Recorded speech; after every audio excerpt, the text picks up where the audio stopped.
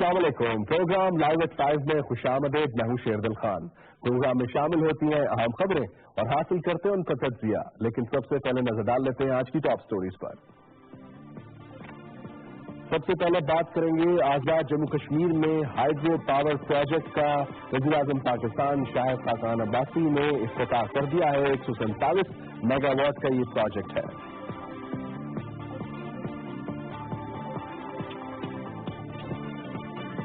بات کریں گے روہنگیا کے مسلمانوں کی. برما میں ان پر شدید تشدد ہو رہا ہے, ان کو قتل کیا جا رہا ہے اور تازہ انکشاف یہ ہوا ہے کہ 30 دن میں 6000 سے زائد روہنگیا مسلمانوں کو قتل کیا گیا ہے.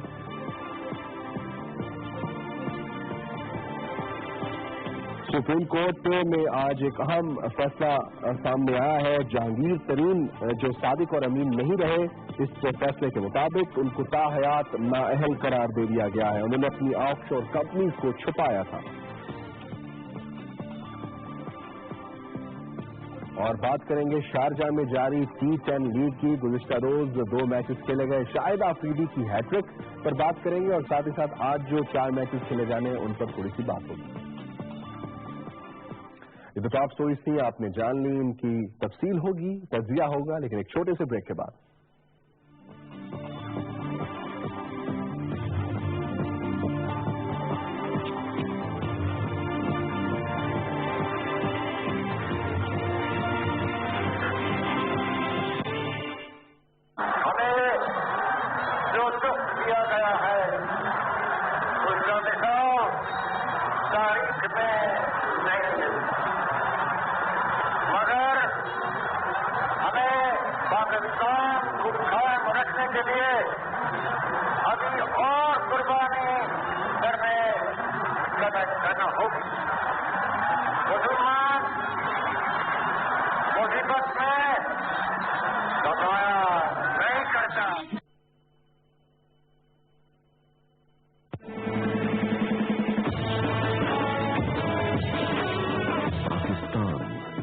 اسلامی جمہوری مملکت, مسلمان ایک امت, ایک قوم, ایک سوچ, ایک فکر, ایک آزاد ریاست.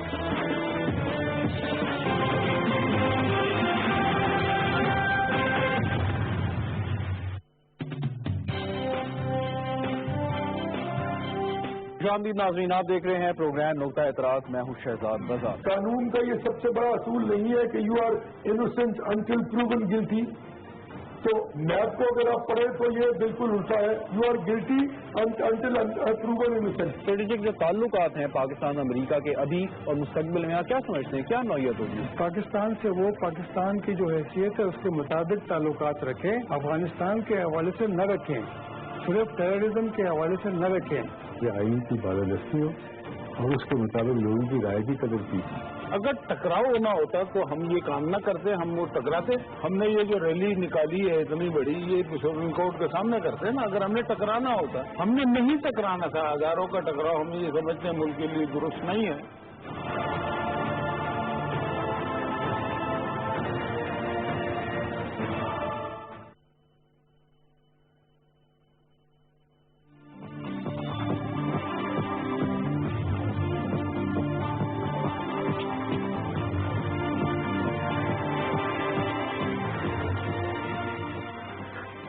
کے بعد خوش آمدید. سب سے پہلے بات کریں گے آج وزیر اعظم پاکستان شاہد خاقان عباسی نے آزاد جموں کشمیر میں پترند ہائیڈرو پاور پروجیکٹ کا افتتاح کر دیا ہے. 2013 میں اس کا سنگ بنیاد رکھا گیا تھا اور آج یہ اب باقاعدہ طور پر اس کا افتتاح کر دیا گیا. 147 میگا واٹ کا یہ پروجیکٹ ہے اور پن بجلی کے جو پاکستان میں کمی پہلے نظر آتی تھی, اب اس کو بہتر کرنے کی کوشش کی جا رہی ہے کہ زیادہ سے زیادہ جو پن بجلی کے منصوبے ہیں لگائے جا رہے ہیں اور اس کے ساتھ ساتھ دیگر جو سورسز ہیں بھرپور طریقے سے کوشش یہ کی جا رہی ہے کہ پاکستان میں جو توانائی کا بحران ہے اس سے نمٹا جا سکے. اور ہم دیکھ رہے ہیں کہ بڑی زبردست ایک پلان نظر آتا ہے موجودہ حکومت کا. اس پر بات کریں گے.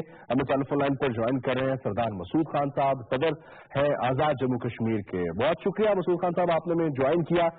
جو توانائی क्या बहरान था 2013 में, और अब 2017 में हमारे पास वाफिर बिजली है। आप समझते हैं कि प्लान दुरुस्त है मौजूदा हुकूमत का और मजीद बेहतरी की उम्मीद की जा सकती है? जी बिल्कुल दुरुस्त है, और अब फाजल कैपेसिटी पैदा हो रही है। यहाँ खुद आज़ाद कश्मीर में आज वज़ीर आज़म शाहिद खाकान अब्बासी साहब ने पतरिन पावर प्रोजेक्ट का इफ्तिताह किया। ये कोई 147 मेगावाट का प्रोजेक्ट है। सही। और यहाँ मनसूबाबंदी हो रही है कि आने वाले सालों में तकरीबन 6 से 8 हजार मेगावाट बिजली पैदा की जाएगी अगले 10 सालों में। ठीक है। खुद पाकिस्तान का आपने सवाल पूछा तो बड़ी तेजी से ये मराहिल पिछले 4 साल में मुकम्मल हुए हैं, और उसमें ये हुआ है कि अर्ली डिविडेंड प्रोजेक्ट्स जो हैं वो पहले ही नेशनल ग्रिड में शामिल हो रहे हैं। बिल्कुल। और एक बहुत जामे मनसूबाबंदी की जा रही है चाइना पाकिस्तान इक़्तिसादी राहदारी के तहत, और दूसरे जो मंसूबे हैं तो यकीनन जो एक जमाने में आपकी 20,000 मेगावाट बिजली होती थी बहुत जल्द 40,000 में तब्दील हो जाएगी इंशाल्लाह। लेकिन उसके लिए मेहनत की जरूरत है, और कुछ प्रोजेक्ट्स जैसा कि मैंने कहा वो हाइड्रो प्रोजेक्ट्स हैं या थर्मल हैं या उसके अलावा कोल फायर्ड हैं या मुतबादल तवानाई है। ये प्रोजेक्ट्स जो है आहिस्ता आहिस्ता मुकम्मल होंगे और इस तरीके से पाकिस्तान में एक माशी इनकलाब का आगाज कर रहे हैं। सही। अच्छा मसूद खान साहब, मैं आपसे पूछना चाह रहा हूं कि आज़ाद जम्मू कश्मीर में आपने जब इख्तिदार संभाला है तो उसको आपने बड़ा क्लोजली मॉनिटर किया होगा, कितना पोटेंशियल देखते हैं पन बिजली के हवाले से, और अगर पानी के स्टोरेज के हवाले से डैम्स की बात की जाए? मैं समझता हूँ माजी में गफलत का मुजाहरा किया गया। आज़ाद कश्मीर में पन बिजली का बहुत पोटेंशियल है। अभी जो तेजी से प्रोजेक्ट्स मुकम्मल हो रहे हैं उसमें नीलम झेलम है। आप देखिएगा इंशाल्लाह अगले साल फरवरी मार्च में नीलम झेलम नेशनल ग्रिड पे बिजली देना शुरू कर देगा। और इसी तरीके से एक और प्रोजेक्ट है जिसको गुलपुर कहते हैं, जागरान 1 जागरान 2, ये मुकम्मल हो रहे हैं। लेकिन उसके फिर जो है मनसूबाबंदी ये की गई है कि cascade of hydro power projects जिसमें कोहाला है, करोक, ये दोनों जेर तकमील हैं और ये चाइना पाकिस्तान इक़्तिसादी राहदारी का हिस्सा है। उसके अलावा ये आज़ाद पत्तन माल, दुतनियाल, ये बड़े मेगा प्रोजेक्ट्स हैं पाकिस्तान के हिसाब से, ये मुकम्मल होंगे। जैसा कि मैंने कहा कि यहाँ भी आज़ाद कश्मीर में इस वक्त हम 1500 मेगावाट के करीब बिजली पैदा कर रहे हैं, लेकिन अगले 10 सालों में इंशाअल्लाह 6 से 8 हजार मेगावाट के करीब बिजली पैदा हो जाएगी, जिससे न सिर्फ आज़ाद कश्मीर की जरूरतें पूरी होंगी बल्कि हम पाकिस्तान की मईशत को भी मजबूत करने में अपना किरदार अदा करेंगे। तो आज़ाद कश्मीर में पन बिजली का बहुत पोटेंशियल मौजूद है। नीलम रिवर है, झेलम है, उसके अलावा जो दरियाए पुंछ है, इन सब पे डैम्स बन रहे हैं और मजीद इम्कानात भी हैं। अच्छा मसूद साहब, ये भी बताइएगा कि अब ये जो प्रोजेक्ट्स हैं इनको प्लान किया गया, अब कुछ कमीशन हो गए, कुछ अभी डिलीवर होना बाकी है, तो किस तरह देख रहे हैं कि जो जरूरियात है आज़ाद जम्मू कश्मीर की वो भी बढ़ती जा रही है तवानाई के हवाले से अगर बात की जाए, तो क्या इस हवाले से प्लान किया गया है कि अगले 10 सालों में हम जितनी भी जरूरियात होंगी आज़ाद जम्मू कश्मीर की, क्योंकि इकोनॉमिक एक्टिविटी बढ़ रही है, तो उसको पूरा कर पाएंगे? इस वक्त हमारी जरूरियात ज्यादा नहीं है, कुछ 400 मेगावाट के करीब हैं। सही। लेकिन वक्त के साथ ये बढ़ेंगी क्योंकि इक़्तिसादी राहदारी के तहत सही मीरपुर में एक इंडस्ट्रियल जोन का क़याम होगा। वैसे भी यहाँ माशी सरगर्मी में इजाफा हो रहा है और आने वाले सालों में और भी बढ़ेगी। इंशाल्लाह इंशाल्लाह। बहुत शुक्रिया सरदार मसूद खान साहब हमारे साथ मौजूद थे, सदर आज़ाद जम्मू कश्मीर। हम इनसे बात कर रहे थे। अभी हम जाएंगे न्यूज स्टूडियोज ब्रेकिंग न्यूज के लिए, उसके बाद वापस आएंगे। पीपल्स पार्टी के पास सेनेट में मेजॉरिटी है तो हमें कानून साजी में दिक्कत होती है, लेकिन हम एक दूसरे से गुफ्तगू करते हैं, डायलॉग करते हैं और कोई ना कोई रास्ता निकाल लेते हैं। तो अगर हमारी मेजॉरिटी बन जाएगी और अगर खुदा न खास्ता कल हमारी गवर्नमेंट ना बनी तो जिसकी भी हुकूमत होगी हम उसके साथ डायलॉग कर लेंगे। वो अपनी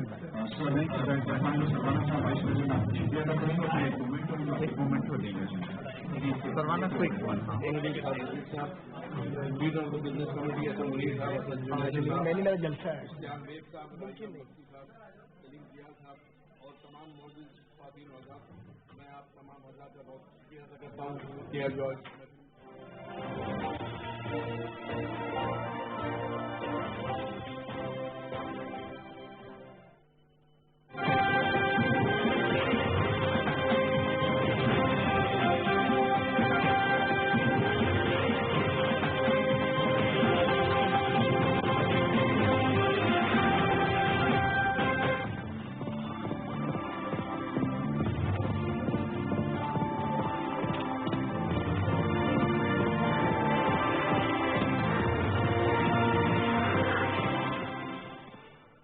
एक बार फिर आपको खुशामदीद कहते हैं। बात हो रही है पतरंद हाइड्रो पावर प्रोजेक्ट की, जिसका आज इफ्तिताह वज़ीर-ए-आज़म पाकिस्तान शाहिद खाकान अब्बासी ने कर दिया। 147 मेगावाट बिजली सिस्टम में दाखिल हो गई है। आज़ाद जम्मू कश्मीर की जरूरियात है उनको पूरा करने के लिए काफ़ी है।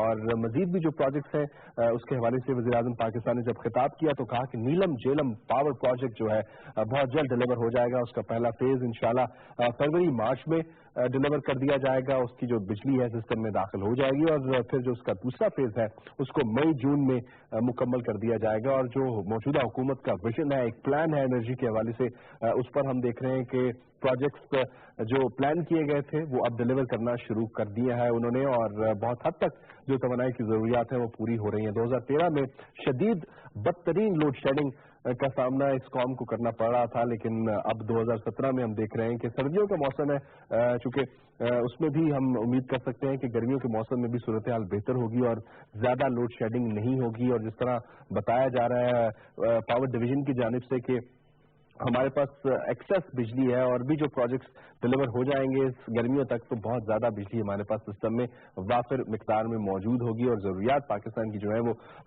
अब आहिस्ता आहिस्ता जैसे जैसे इकोनॉमिक एक्टिविटी बढ़ रही है वो बढ़ती जा रही है और मजीद भी बहुत से प्रोजेक्ट्स प्लान किए जा रहे हैं। और जो माजी की हुकूमतें हैं, मौजूदा हुकूमत यही कहती है कि 1 मेगावाट को भी प्लान नहीं किया गया, कोई 1 मेगावाट बिजली का मंसूबा भी नहीं लगाया गया और ना उसको प्लान किया गया। ये मौजूदा हुकूमत ने 2013 में जंगी बुनियादों पर इस तवानाई के बहरान से निपटने की कोशिशें की और खासतौर पर जो चाइना पाकिस्तान इकोनॉमिक कॉरिडोर है वो भी एक अहम रोल साबित हो रहा है और वो भी एक अहम रोल प्ले कर रहा है। इस पर बात करेंगे। हमें टेलीफोन लाइन पर ज्वाइन किया पाकिस्तान टेलीविजन के नुमाइंदा शाहिद अजमल मलिक ने। शाहिद, बहुत शुक्रिया, आपने हमें ज्वाइन किया। पतरंद हाइड्रो पावर प्रोजेक्ट, क्या सीनियर फीचर्स हैं इसके, क्या बता पाएंगे इस हवाले से? बिल्कुल, ये इंतहाई इम्पोर्टेंट जो है एक प्रोजेक्ट है बिजली के हवाले से। पहली बात तो ये है कि जो पाकिस्तान की पावर पॉलिसी है इस वक्त गवर्नमेंट की, उसको देखते हुए जो है ये एक और इजाफा है जो कि to be very specific 147 megawatt बिजली जो है ये फराहम करेगा। अब आज़ाद कश्मीर में आप जानते हैं कि जो पानी के वसाइल हैं वो खजाने की सूरत जो है वहाँ पर इस्तेमाल हो सकते हैं, क्योंकि 45,000 मेगावाट बिजली पैदा करने की सलाहियत है आज़ाद कश्मीर के पास। तो ये मंसूबा जो है पतरींद एक इलाका है जहाँ पर ये लगाया गया कोरियन कंपनी के साथ मिलकर, तो काफी इम्पोर्टेंट है इस वजह से कि ये नेशनल ग्रिड में भी इससे बिजली आएगी। सही।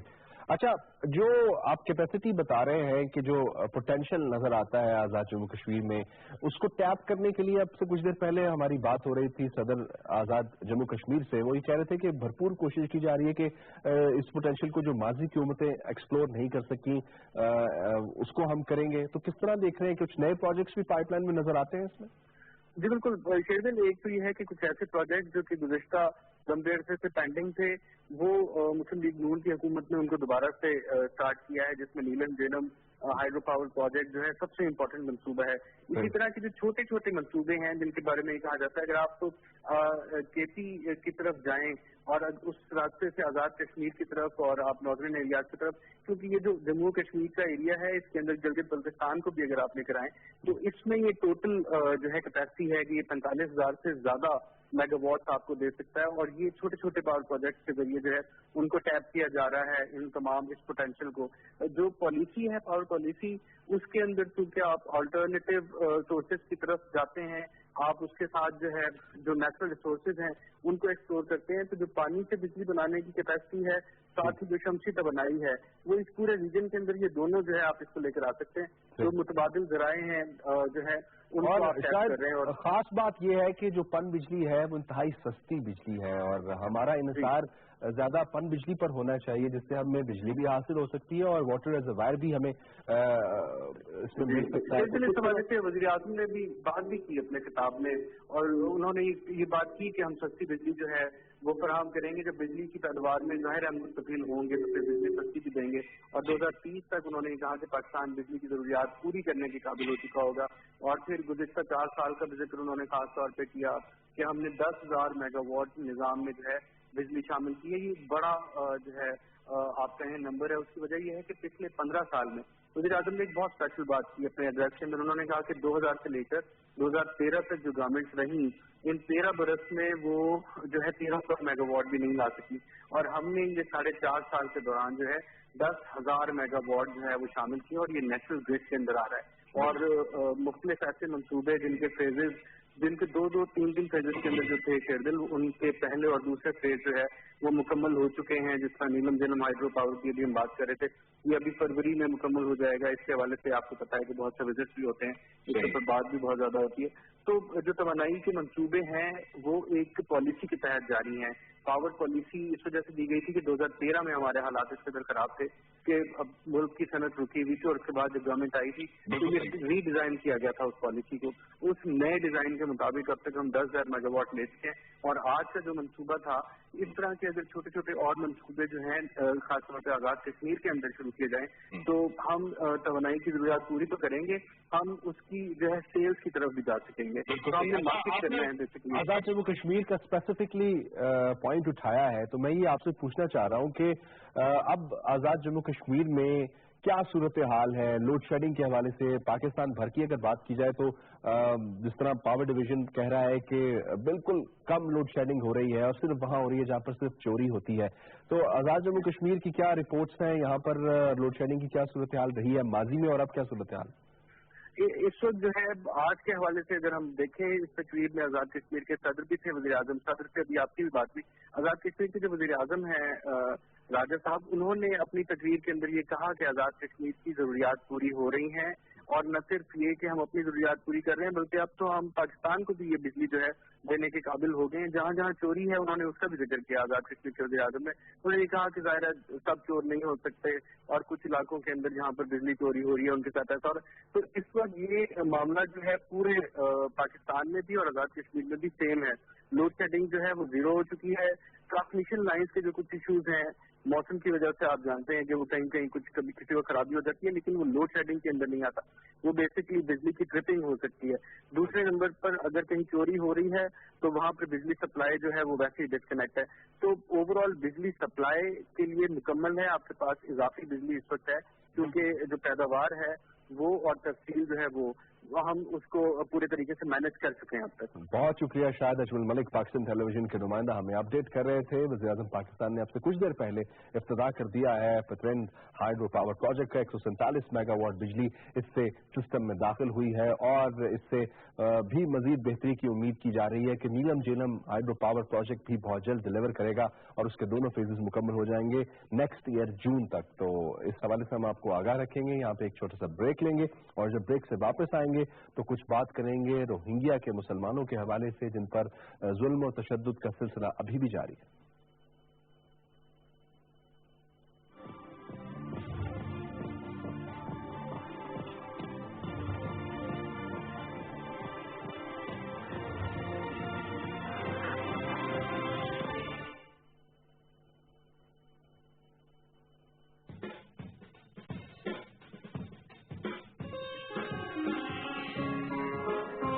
कैसा फील हो रहा है इस्लामाबाद आके एक बार फिर तो सर बारिशों मैंने से तो सोचा था कि मरी जाऊंगा, मैं तो यहीं मरी बना हुआ है। हमारे आज के मेहमान मुमताज नक्काश, मुहक्किक और माहिर तालीम जनाब प्रोफेसर डॉक्टर फतेह मोहम्मद मलिक है। मलिक साहब के साथ भी मेरी बहुत पुरानी न्याज़ी है। खूबियों ही की तारीफ करते हैं। मलिक साहब से जो मेरी मोहब्बत है वो उनके जाती सिफात की वजह से भी है।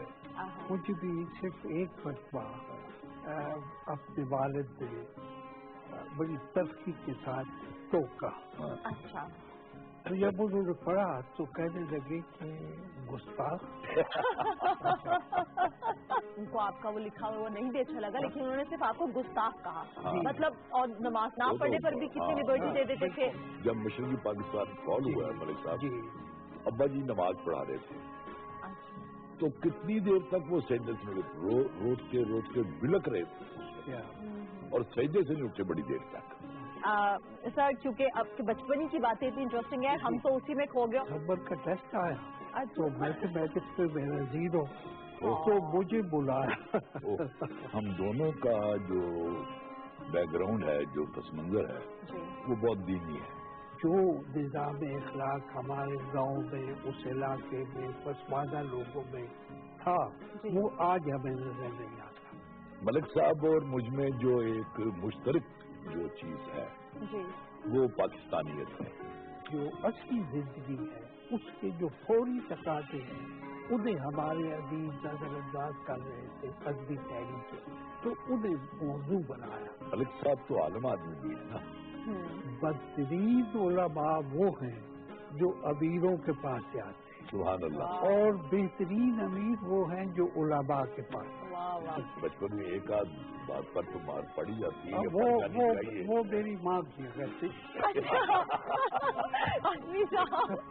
कुछ करिए, एक तरफ मौलाना हुसैन अहमद बंदी थे, दूसरी तरफ मौलाना अशरफ अली थानवी भी थे, शबीर अहमद उस्मानी थे, लेकिन जहाँ सोच भी आके मिल जाती हो तो फिर तो यकजान दो कालिब वाला मामला हो जाता है। जिंदगी ने मौका दिया अमेरिका और यूरोप की यूनिवर्सिटियों में पढ़ाने का, तो पढ़ाना भी मेरे लिए सीखने का अमल है। मलिक साहब, आदमियों के लिए अलहदा नशिस्त दो चार बरस की बात नहीं, कई असलों की बात है।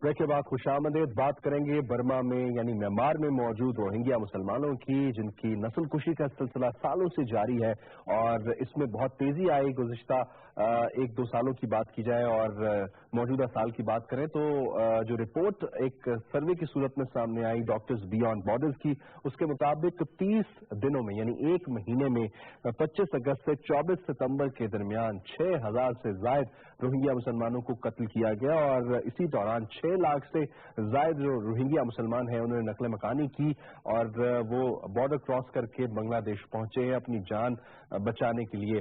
लेकिन जो बाकी यहाँ पर मौजूद मुसलमान हैं उनकी सूरत हाल भी सबके सामने है और जो बांग्लादेश में पनाह गुज़ीनों की कैसी हैसियत में रह रहे हैं उनकी सूरत हाल भी सबके सामने है कि दोनों तरफ उनके ऊपर जुल्म और तशद्दुद हो रहा है, उनके जो हुकूक हैं वो सल्ब किए हुए हैं, उनको नहीं मिल रहे हैं और उनकी जो नस्ल कुशी का सिलसिला है वो भी जारी है। जो MSF है यानी डॉक्टर्स बियॉन्ड बॉर्डर्स जो एक इदारा है, उसके मुताबिक ये जिन अफराद को कत्ल किया गया है उनको ज्यादातर गोलियां मारी गई हैं, कुछ उसमें से ऐसे हैं जिनको तशद्दुद किया गया है, तशद्दुद करके हलाक किया गया और उनमें से कुछ ऐसे भी हैं जिनके घरों को जला दिया गया और वो घरों में मौजूद थे और जलकर वो जो है वो अपनी जान से हाथ धो बैठे हैं। तो ये तमाम तर मामलात हैं जो सामने आए हैं और MSF डॉक्टर्स बियॉन्ड बॉर्डर्स ये कहता है कि जो इन्फॉर्मेशन हासिल की गई है वो उन लोगों से हासिल की गई है जो या तो यहाँ से नकल मकानी करके बांग्लादेश गए हैं या किसी और कैंप्स में मौजूद हैं, जो सर्वाइवर्स हैं उनसे ये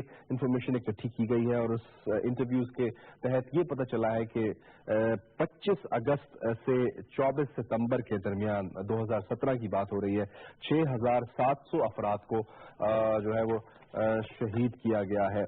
इस पर हम बात करते हैं और आपको आगाह करते हैं सूरत हाल क्या है और इस हवाले से बहुत कुछ रिपोर्ट भी हो रहा है, बहुत कुछ बात भी हो रही है और बड़ी सतह पर भी इस चीज़ को हम देखते हैं कि डिस्कस किया जाता है लेकिन कोई हल नहीं इसका निकल पा रहा और कोशिश यही की जा रही है कि तमाम मुस्लिम ममालिक की जानिब से एक इत्तेहाद किसी की कैफियत बने ताकि इस पूरी सूरत हाल को डिस्कस किया जा सके, बात की जा सके और इनके तमाम तर मसाइल हल किए जा सके। जो इनके हुकूक सलब किए गए हैं वो इनके हुकूक इनको फराहम किए जा सके, लेकिन अभी तक इनके हुकूक इनको फराहम नहीं किया जा रहा है बल्कि इससे ज्यादा आगे बढ़ा जा रहा है और म्यांमार की जो हुकूमत है, जो फौज है, वो इनकी नस्ल कुशी का सिलसिला जारी रखे हुए है और जो वहाँ पर बुद्धिस्ट हैं वो भी इसमें बराबर के शरीक हैं और जो मुसलमान एक अक़लियत के तौर पर वहाँ पर मौजूद हैं लेकिन फिर भी उनकी तादाद बहुत ज़्यादा है। ये रोहिंग्या मुसलमान हैं जो ये क्लेम करते हैं कि यहाँ के रिहायशी हैं, यहाँ रहते हैं, लेकिन उनको यहाँ पर रहने नहीं दिया जा रहा, जबकि दूसरी जानिब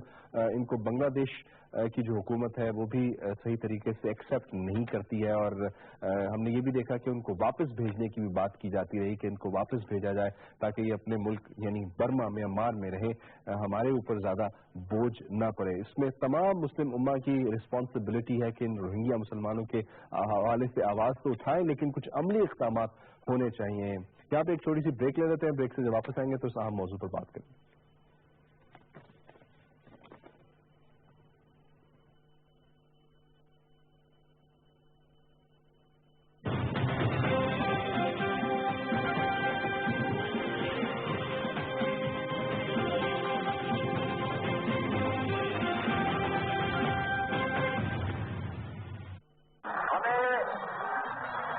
किया गया है उसका मिसाल तारीख में नहीं मिलती, मगर हमें पाकिस्तान को कायम रखने के लिए अभी और कुर्बानी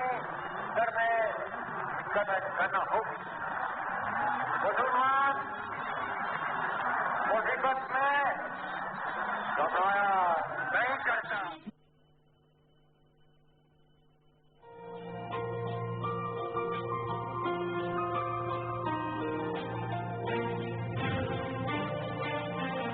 इस्लाम की तारीख उलुल अज़्मी, हौसले और मुस्तकिल मिजाजी की मिसालों से भरी भरी है। बस मुश्किलों, रुकावटों और मुसीबतों के बावजूद आगे बढ़ते जाओ।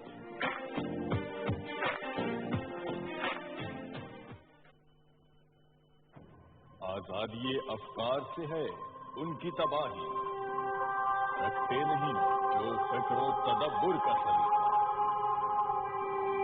ओ फिक्र अगर काम तो आजादी अफकार, इंसान को हैवान बनाने का तरीका।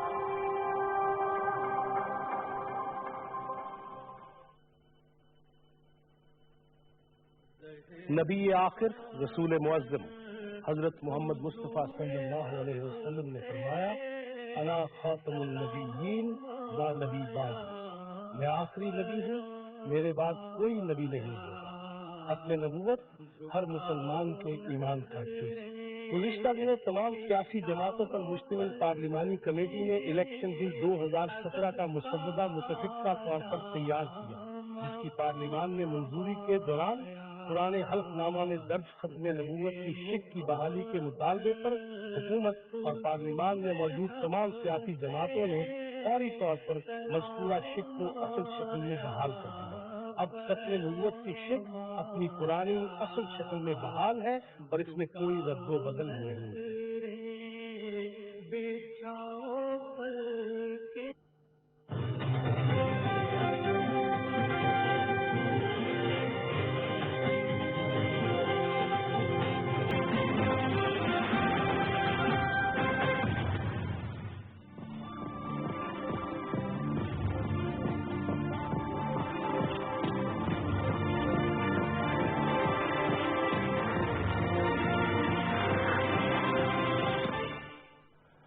के बाद खुशामदीद। बात करेंगे इमरान खान और जहांगीर तरीन की अहलियत के हवाले से एक अहम फैसला अब से कुछ देर पहले सुप्रीम कोर्ट ऑफ पाकिस्तान ने सुनाया है। इस फैसले में क्या मौजूद है? बताया ये जा रहा है कि इमरान खान को अहल करार दिया गया है और जहांगीर तरीन को ताहयात ना अहल करार दे दिया गया। तफसील क्या है बात करेंगे पाकिस्तान टेलीविजन के नुमाइंदा एजाज हुसैन से और कुछ ही देर में वो हमारे साथ टेलीफोन लाइन पर मौजूद होंगे। आपको बताएं कि जो जहांगीर तरीन की नाअहलियत का मामला है वो कोर्ट ने उसको एग्जामिन किया है और ये देखा है कि ऑफशोर कंपनीज जो जहांगीर तरीन के नाम पर थी उनको डिक्लेयर नहीं किया, उनको जाहिर नहीं किया जहांगीर तरीन ने, जिसकी वजह से वो साबिक और अमीन नहीं रहे हैं और उनकी डिस्क्वालिफिकेशन भी उसी शिक पर हुई है जिससे साबिक वज़ीर आज़म मोहम्मद नवाज शरीफ की डिस्क्वालिफिकेशन हुई थी। तो उसी शिक पर जहांगीर तरीन को भी डिस्क्वालीफाई करार दिया गया है, यानी कि वो सादिक और अमीन नहीं रहे और अब वो कोई भी पब्लिक ऑफिस होल्ड नहीं कर सकते, उनको ताहयात नाअहल करार दे दिया गया है। इससे पहले अगर बात की जाए इमरान खान साहब की जो पाकिस्तान तहरीक-ए-इंसाफ के चेयरमैन है, उनकी अहलियत के हवाले से भी केस मौजूद था और ये पटिशन जो थी वो हनीफ अब्बासी जो सीनियर रहनुमा है पाकिस्तान मुस्लिम लीग नून के, उनकी जानिब से दायर की गई थी सुप्रीम कोर्ट में और उसको भी एग्जामिन किया सुप्रीम कोर्ट ने। बहुत सी इसमें हेयरिंग्स हुई और उसमें ये फैसला किया गया कि इमरान खान की अहलियत के हवाले से कोई ऐसी चीज नहीं आई सामने कि उनको नाअहल करार दिया जाए। तफसील क्या है बताएंगे एजाज हुसैन, पाकिस्तान टेलीविजन के नुमाइंदा, हमें टेलीफोन लाइन पर ज्वाइन कर चुके हैं। एजाज बहुत शुक्रिया आपने हमें ज्वाइन किया। ये दो अहम मामलात हैं जो ज़ेर समाअत थे सुप्रीम कोर्ट में, फिर हमने देखा फैसला महफूज किया गया और आज सुनाया गया है, क्या तफसील है, क्या बता पाएंगे? जी ऐसा है, बेसिकली तो आज सुप्रीम कोर्ट में 3 इम्पोर्टेंट फैसले आए हैं। एक तो देदिया का, बिल्कुल, दूसरा ये है कि इमरान खान और फिर तीसरा जहांगीर तरीन के हवाले से। जहाँ तक इमरान खान का ताल्लुक है उन पर 3 इल्जाम थे।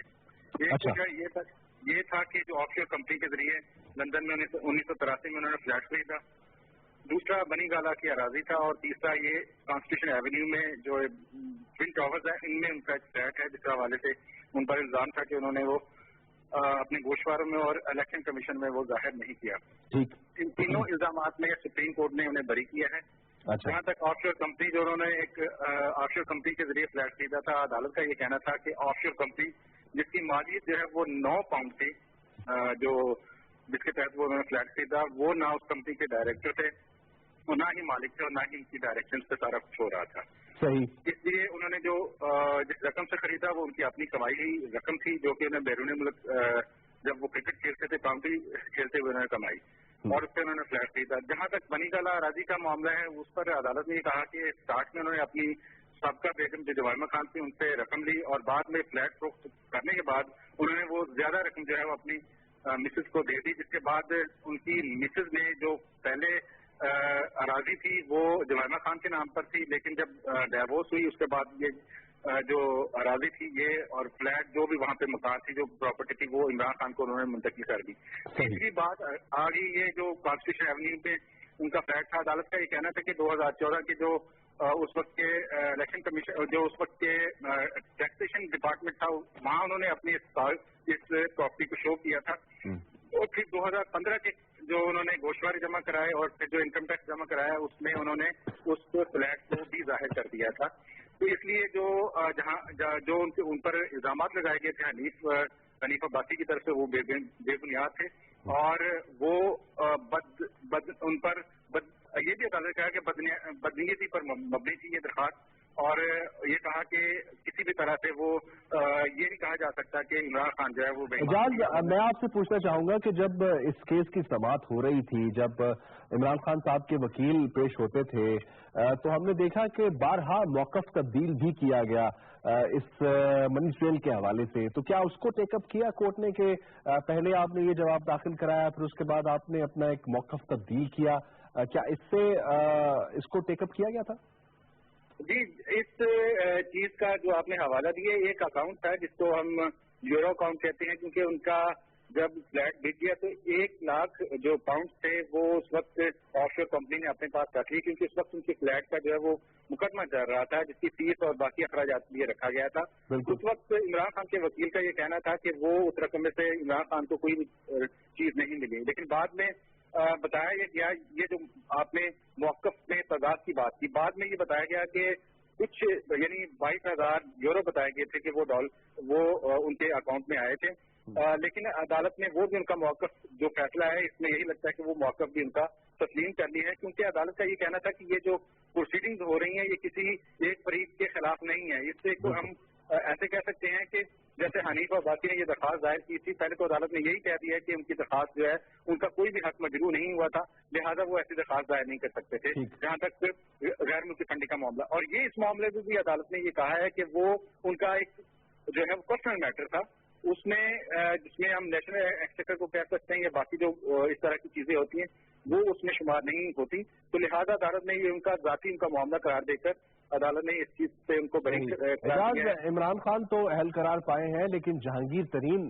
जो जनरल सेक्रेटरी हैं पाकिस्तान तहरीक इंसाफ के, एक बड़ा ओहदा होल्ड करते हैं और उनकी बड़ी स्टैंडिंग है अपनी जमात में, वो तायात नाअहल हुए हैं, किस बुनियाद पर हुए हैं?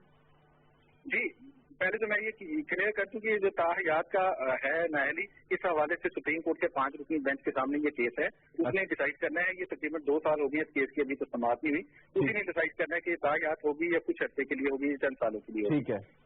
अब जहां तक मामला आ गया उनकी नाअहली का, ये 62(1)F ये वही शिक है आइन की जिसके तहत साबिक वज़ीर आज़म मोहम्मद नवाज शरीफ के खिलाफ भी फैसला दिया गया था, और अदालत का ये कहना है कि हाइडन पार्क जो है वो हाइड पार्क ये एक जगह की जायदाद थी जो कि जहांगीर तीन ने तो ये शो किया था कि ट्रस्ट है और ट्रस्ट पर उनका कोई कंट्रोल नहीं, ये ऑफशोर कंपनी के जरिए खरीदा गया है, लेकिन अदालत ने जो फैसला दिया है उसमें ये कहा गया है कि ये ट्रस्ट जो है ये जायदाद जो है ये जहांगीर तीन की ही है, और उन्होंने अपनी इसको कागजात नामजदगी में ना तो शो किया और ना ही बाकी गोशवारों में शो किया है। तो इस लिहाज से वो बदनीयती उन्होंने की, बदयांती की, क्योंकि उन्होंने ये जो जायदाद थी अपनी वो अपनी कागजात नामजदगी में जाहिर नहीं की, इसलिए उनको नाअहल करार दिया गया। और साथ ये भी कहा गया क्योंकि इनसाइडिंग इनसाइडर ट्रेडिंग के हवाले से भी उन पर इल्जाम था। तो अदालत ने इस चीज को भी कहा है, गो कि इस चीज को डायरेक्ट उनकी नाअहली में शामिल नहीं किया, लेकिन अदालत ने ये कहा है कि उनको सजा हुई, उनको जुर्माना हुआ और उन्होंने वो जुर्माना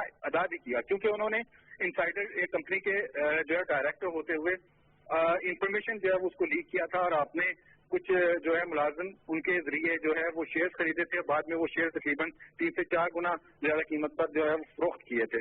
ठीक। तो अदालत ने कहना था कि उन्होंने उस अपने जुर्म को माना, उसका इतराफ भी किया और उसके बाद उसका जुर्माना भी अदा किया। तो लिहाजा उनको 62(1)(f ये जो आइन का आर्टिकल है जो कि नाअहली के हवाले से है, या जिसमें ये कहा जाता है कि कोई सादिक अमीन नहीं रहा, उन्होंने उसमें बदयानती की, ये वही आर्टिकल है और उसी आर्टिकल के तहत अदालत ने जहांगीर तरीन खान को नाअहल करार दे दिया है। सही। और अब मैं आखिर में आपसे पूछना चाहूंगा, जो हुदैबिया के केस के हवाले से फैसला सुप्रीम कोर्ट ने दिया है कि नैब की जो अपील इसमें दायर की गई थी उसको मुस्तरद किया है, क्या डिटेल्स हैं, किन बुनियादों पर मुस्तरद किया गया है? जी, वैसे देखा जाए तो आज के जो 3 फैसले आए हैं उसमें सबसे इम्पोर्टेंट फैसला ये है, उसमें रीजन ये है कि ये मामला तकरीबन पिछले 17 साल से मुख्तलिफ अदालतों में जेर समात रहा है और 2000 में ये जो है वो रेफरेंस बनाया गया था और अब आज आकर वो कंक्लूड हुआ है।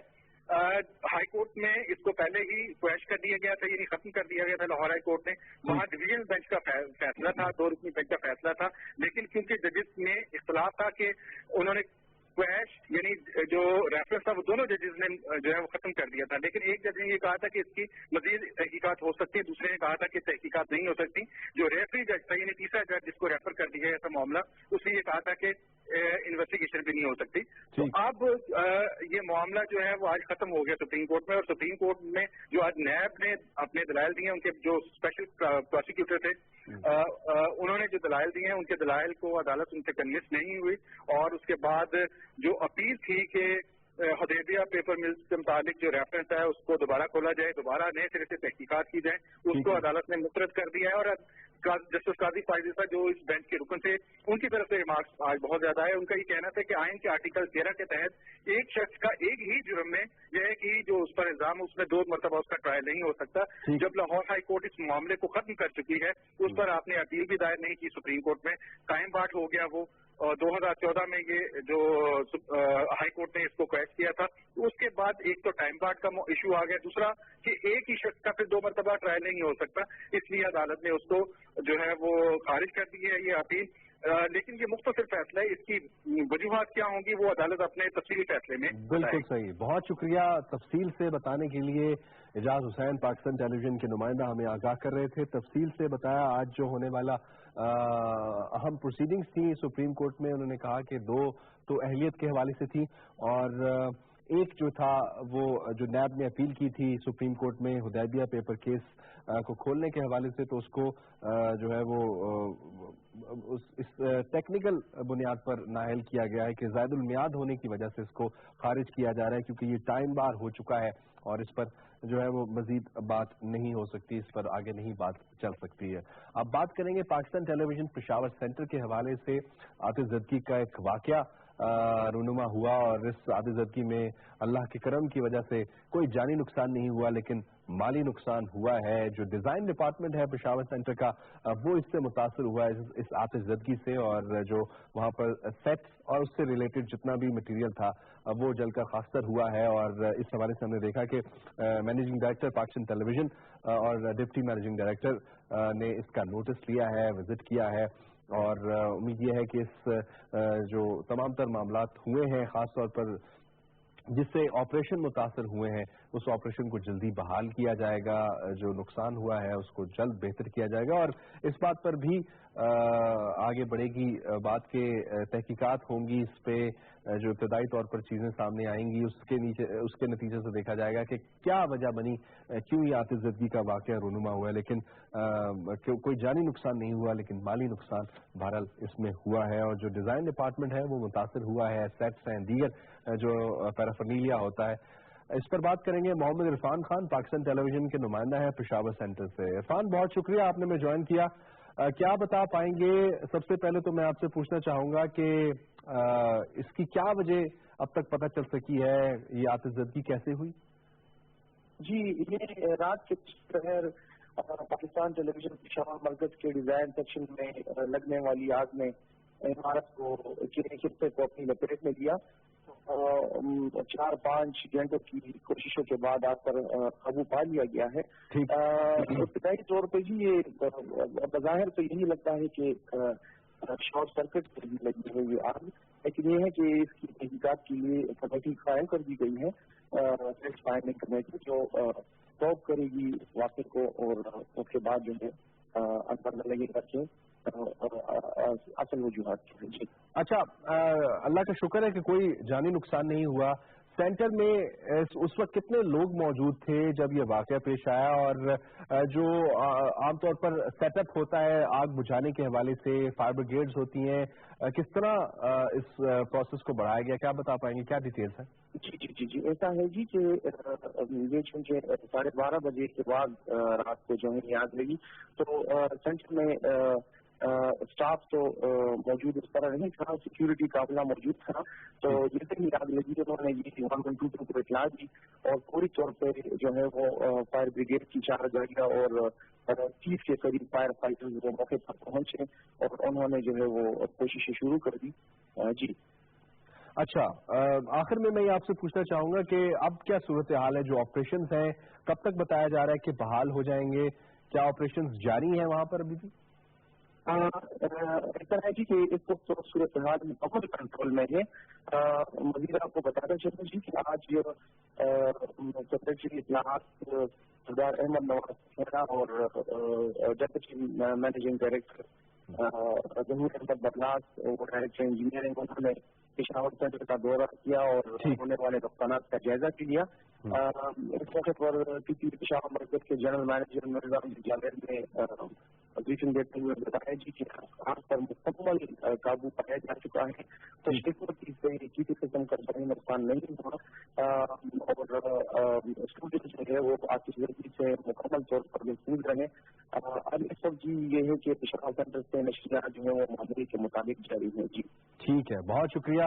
ہمیں آگاہ کرے تھے محمد عرفان خان، پاکستان ٹیلی ویژن کے نمائندہ پشاور سینٹر سے، اور جس طرح بتایا کہ مینیجنگ ڈائریکٹر سردار احمد نواز خیرہ صاحب نے وزٹ کیا ہے، ڈپٹی مینیجنگ ڈائریکٹر نے وزٹ کیا ہے، اور اس کی تحقیقات کے حوالے سے بھی بات ہو رہی ہے اور جو ازالہ ہے اس پر بھی بات ہو رہی ہے. آخر میں ہم بات کریں گے اسپورٹس کی. اسپورٹس میں T10 لیگ کی بات کریں گے، اور جس کا سلسلہ شارجہ میں کل شروع ہوا ہے اور کل 2 میچز کھیلے گئے. اور کل کے 2 میچز کی سب سے خاص بات یہ تھی کہ شاہد خان آفریدی جب بالنگ کرانے آئے تو انہوں نے اپنے پہلے ہی اوور میں اپنی پہلی ہی بال پر وکٹ حاصل کی، پھر پہلی 3 بالوں پر وکٹ حاصل کر کے وہ T10 میں ہیٹ ٹرک کرنے والے پہلے کھلاڑی بن گئے ہیں. اور جب وہ بیٹنگ کرنے آئے تو زیادہ اچھی پرفارمنس بیٹنگ میں وہ نہیں دکھا سکے. ایک چھکا انہوں نے زبردست قسم کا مارا، لیکن اس کے بعد وہ زیادہ اچھا نہیں کھیل سکے اور جلدی آؤٹ ہو گئے، رن آؤٹ ہوئے.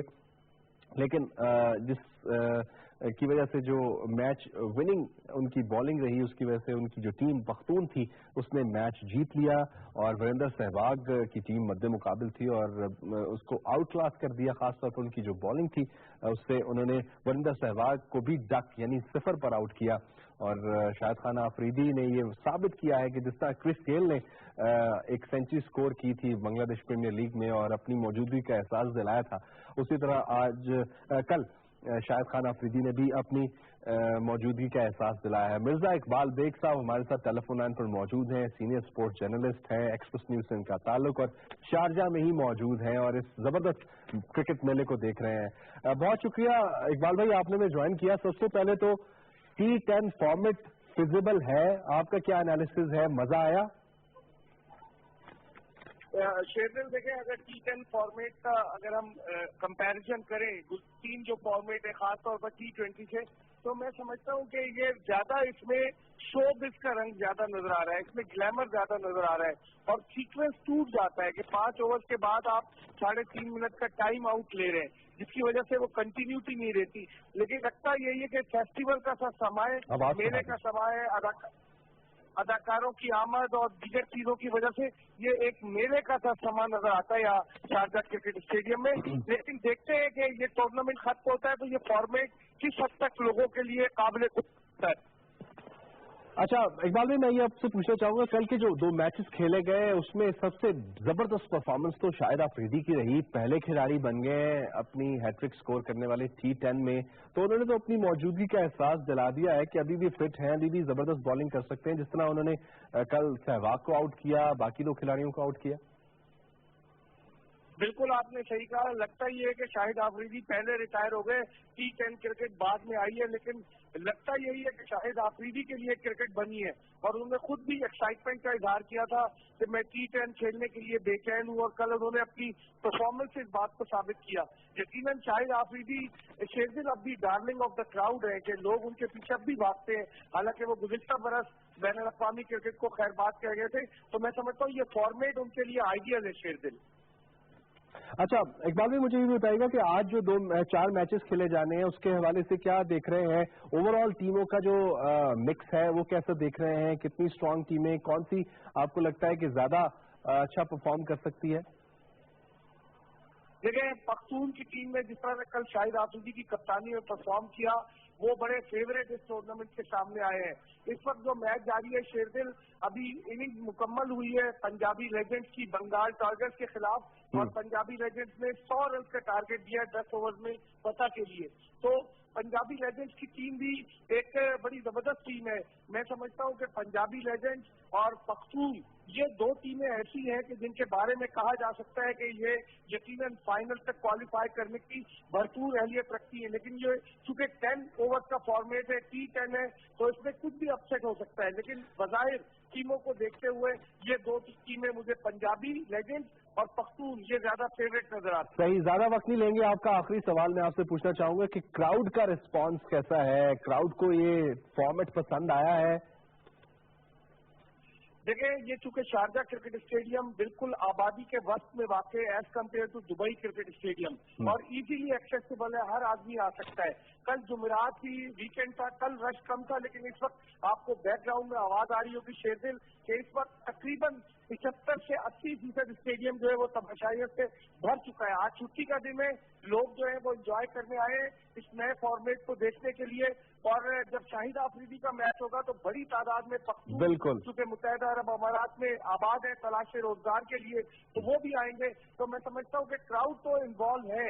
अब देखते हैं ये फॉर्मेट कितना जो है वो ज्यादा इंप्रेसिव होता है कि आईसीसी इसको अप्रूव करती है, और आईसीसी का कोई जो टेस्ट प्लेइंग नेशन है या ओडीआई नेशन है उनके दरमियान कोई T10 का ऑफिशियल टूर्नामेंट कराती है। बिल्कुल सही, इंतजार करना पड़ेगा। बहुत शुक्रिया। मिर्जा इकबाल बेग साहब हमारे साथ मौजूद थे और लुत्फानंदोज हो रहे थे खुद भी मैच से, और हमें भी उन्होंने आगाह किया अपडेट से। और वहाँ का क्राउड बहुत एक्साइटेड है, खास तौर पर जो पख्तून टीम इसमें शामिल है, शाहिद आफरीदी जिसके कप्तान है, उसको बहुत ज्यादा सपोर्ट किया जा रहा है। जिस तरह इकबाल भाई ने कहा कि जो पख्तून टीम है और दूसरी जो पंजाबी लेजेंड्स है जिसके कप्तान शुएब मलिक हैं, ये 2 बड़ी स्ट्रांग टीमें हैं, और ऐसा लगता है कि मुकाबला इन्हीं के दरमियान होगा। आज भी 4 मैचेस खेले जाने हैं, इस हवाले से हम आपको आगाह रखेंगे।